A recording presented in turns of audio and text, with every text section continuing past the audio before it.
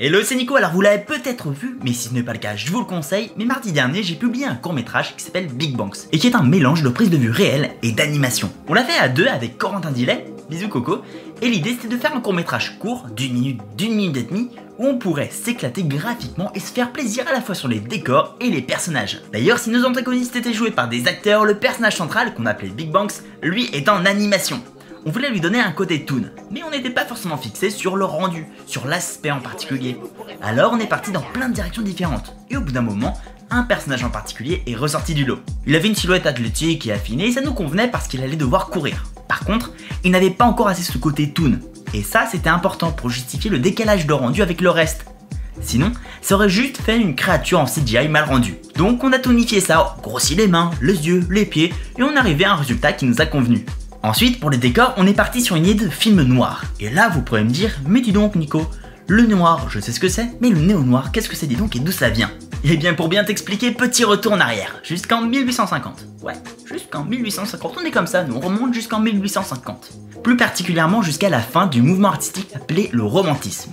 Vous savez, le romantisme dans la peinture, ce sont des tableaux qui explorent avant tout le sentiment, l'homme face au fantastique, au mystère. L'un des plus grands peintres romantiques, c'est notamment Gaspard Friedrich, qui explore la thématique de l'homme voyageant seul face au monde onirique. Il en découlera deux mouvements qui vont nous être utiles, comme l'expressionnisme, mais surtout, un qui va nous intéresser plus qu'un autre. C'est un mouvement qui en a découlé moins connu, mais qui a sûrement plus d'influence sur la culture populaire qu'aucun autre, le romantisme noir. En gros, le romantisme noir, c'est un mouvement que l'on pourrait caricaturer comme une version émo-gothique du romantisme. Bref, le monde est mystérieux, onirique, mais là c'est pour le pire.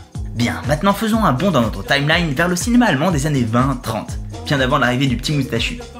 C'est la période qu'on appelle l'expressionnisme allemand. En gros, elle s'inspire dans le visuel énormément de l'expressionnisme avec des jeux d'ombre très crus, mais il s'inspire aussi du romantisme noir en mettant en scène des individus plongés dans des univers souvent malsains et étranges.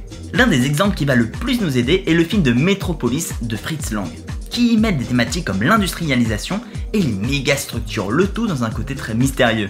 Maintenant, faisons un tour du côté des USA dans les années 40. À cette époque, il arrive à un genre cinématographique qui va s'inspirer de l'expressionnisme allemand. Ce mouvement s'appelle le film noir. Alors, le film noir reprend les codes des films allemands, mais va disons les clarifier, les rendre plus simples. On jouera avec les silhouettes, des formes géométriques simples, de la fumée et des jeux de clair-obscur. Et bien le néo-noir, c'est ce mouvement réadapté de manière moderne. C'est notamment le cas avec des films comme Bienvenue à Gattaca, Blade Runner ou Breaking Bad. Bref, nous, on voulait ce genre d'ambiance pour notre film. Donc ce qu'on a fait, c'est qu'on a allé tourner dans un lieu qui s'appelle Mériadeck à Bordeaux, qui est un grand quartier dans un style Bauhaus. Et on a fait tout plein de concept art pour être certain de l'ambiance qu'on voulait. Comme ça, une fois sur le tournage, on savait exactement où tourner et comment. Après, c'était la post-prod qu'on s'est fait plaisir en ajoutant des bâtiments japonais, américains, européens, bref, on voulait une ville cosmopolite, ouais, on est comme ça, on veut des villes cosmopolites, mais surtout, on veut des villes bleues, violettes, roses, vert fluo, bref, plein de jolies couleurs. Et de ces jolies couleurs, elles nous ont permis de nous amuser et de prendre plaisir à faire ce court-métrage, car finalement, c'est pas ça le but, c'est de faire plaisir.